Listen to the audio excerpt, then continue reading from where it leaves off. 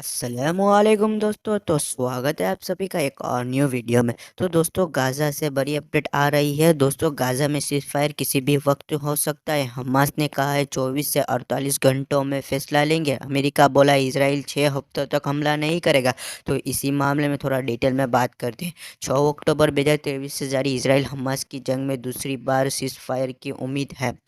इसके लिए इजिप्ट की कैपिटल काहिरा में बातचीत चल रही है। CNN के अमेरिकी अफसर के हवाले से कहा है इसराइल 6 हफ्तों तक हमला बंद करने के लिए तैयार है। दूसरी तरफ ब्रिटिश अखबार द डॉन ने हमास के एक नेता के हवाले से कहा है सीज फायर की शर्तों पर बातचीत आखिरी दौर में है। इसी को देखते हुए उम्मीद है कि 24 से 48 घंटों में सीज फायर हो जाएगा। 7 दिन का पहला सीज फायर नवंबर में हुआ था। हमास की हुकूमत वाले गाज़ा के हेल्थ मिनिस्टर के मुताबिक 20,000 लोग शहीद हो चुके हैं। रिपोर्ट के मुताबिक अमेरिका इजिप्ट के साथ कतर भी बातचीत का हिस्सा है। इजरायली सरकार सीज फायर के लिए तैयार हो चुकी है। अब हमास का फैसला करना है।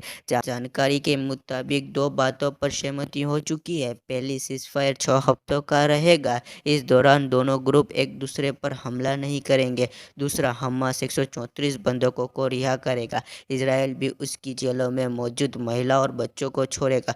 माना जा रहा है कि रमज़ान के पहले डील हो जाएगी। तो दोस्तों मिलते हैं नेक्स्ट वीडियो में, तब तक के लिए खुदा हाफिज़।